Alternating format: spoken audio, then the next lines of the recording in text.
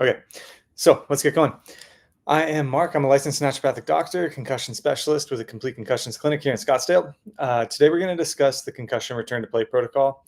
Even though it's the off season for a lot of contact sports, this is when I'll see typically a spike in like camp and training related concussions. So I usually see I was a hockey player. I still kind of play every now and then, but so I see more hockey players than really any other athlete. And this is when a lot of folks are going to training camps and doing like edge work and skills drills and battle camps and different things like that. And so we'll occasionally see a concussion. So I'm specifically working with a hockey player right now who was given some very vague guidance from their concussion specialist. And so I wanted to break it down and hopefully make it more tangible for everyone for, what is a concussion and what, knowing that, what does a good concussion return to play protocol look like? For folks on Instagram, remember everything is going to YouTube next week. So I will see you guys all over here next week.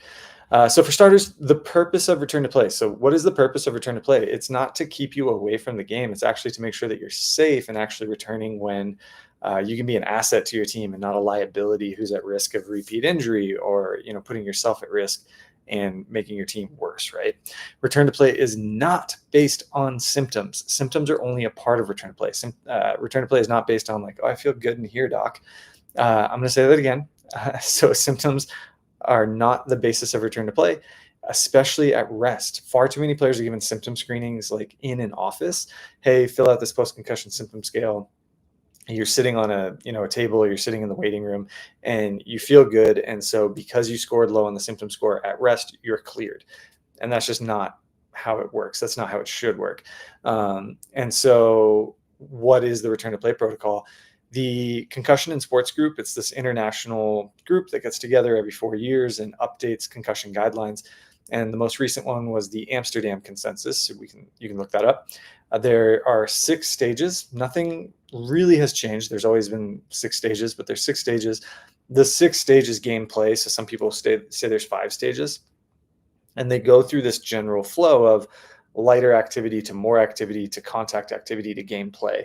And there are a couple things that I want to point out. So to go through the stages, stage 1 is symptom limited activity. The activities here would be daily, like normal daily living activities without really exacerbating symptoms. So you could walk, you can unload the dishwasher, you can take your dog outside, normal things. And the idea is just to gradually introduce physical activity and work and school and things like that.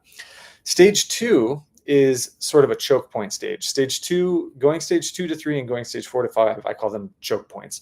But stage 2 is going to be your aerobic exercise, your light physical activity. And the most recent Amsterdam consensus broke this into 2 phases. So there's stage 2A and stage 2B.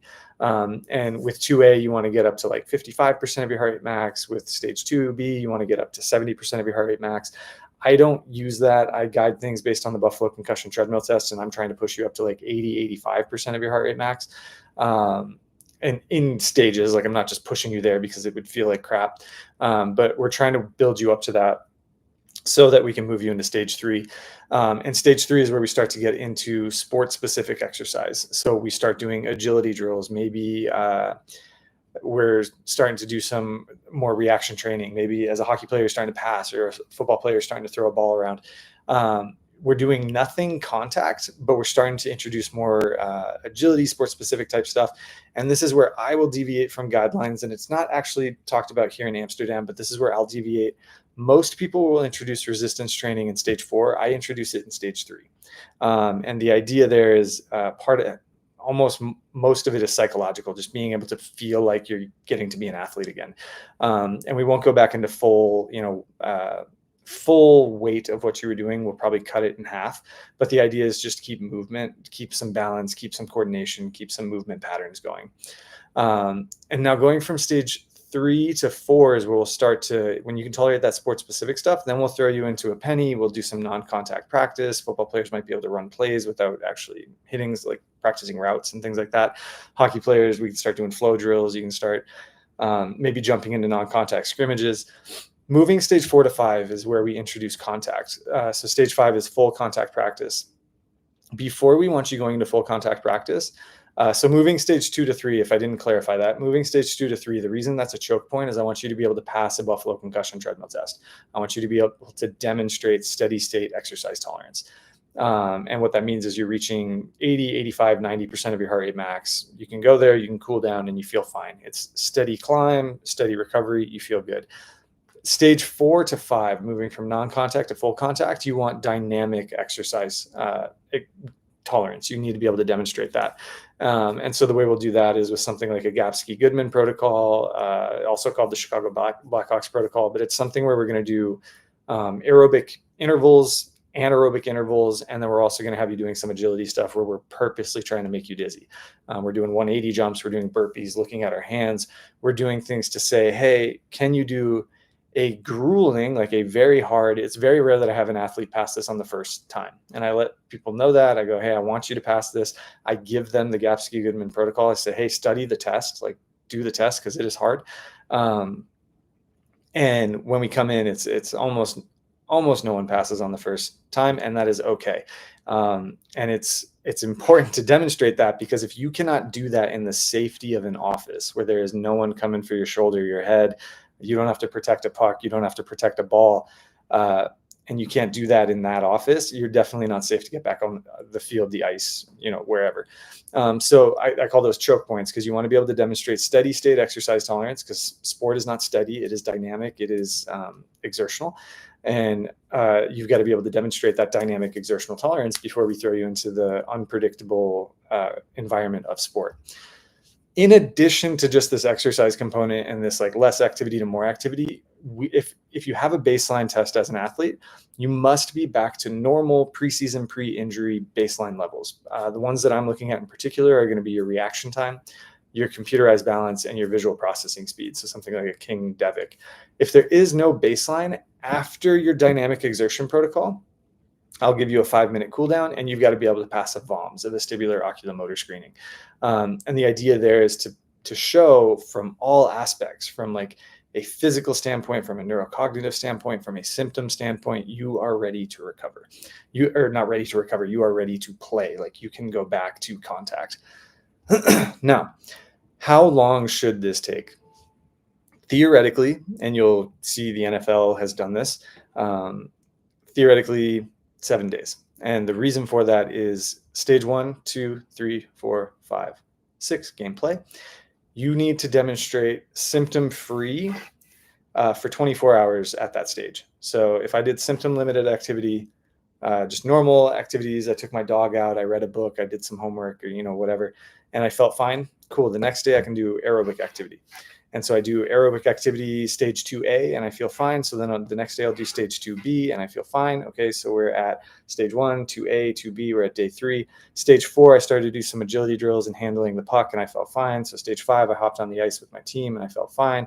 So stage 6, I did some scrimmaging and I still felt fine. Okay, so I'm ready to be a potentially dangerous in terms of a timeline. What you'll see across published literature, there was a study published in 2022 that found, like the forest plot and everything, found that 80% of the time athletes are going to have a median return to play within 21 days, close to that 21-day mark. And in following the research, Australia just released their consensus guidelines late last year, early this year.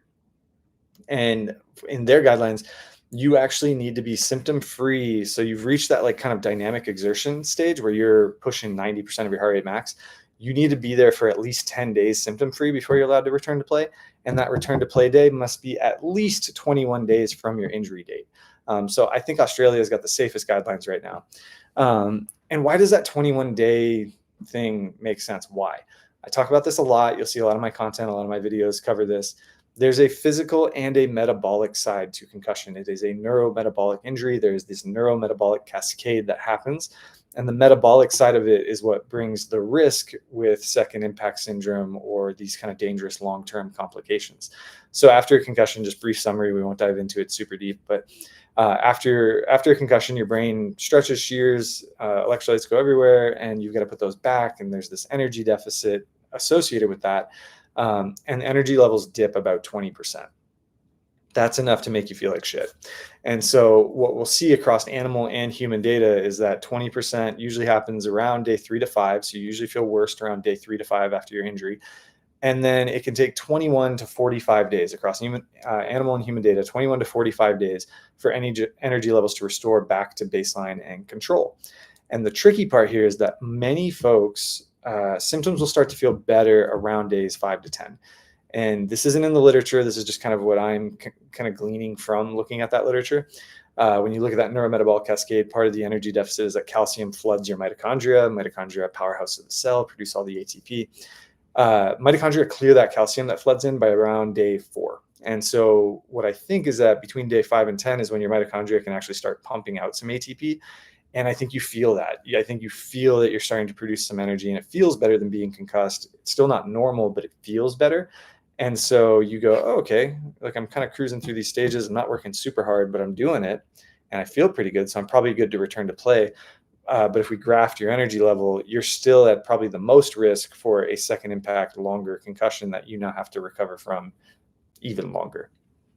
And the other thing is, like, guess what? Balance isn't normal until you're normal. Reaction time isn't normal until you're normal. What we see in the data with reaction time is that deficits peak about day 3, so 3 days after your injury, or reaction time is probably its worst, and it can persist for at least 21 days, but up to 59 days. So your reaction time isn't normal until you are. Your visual processing speed, so that King-Devick test, isn't normal until you are, and your dynamic exercise tolerance is not normal until you are. So the full turn to play in my office on average takes 21 to 30 days, and that's what we see consistent with the literature.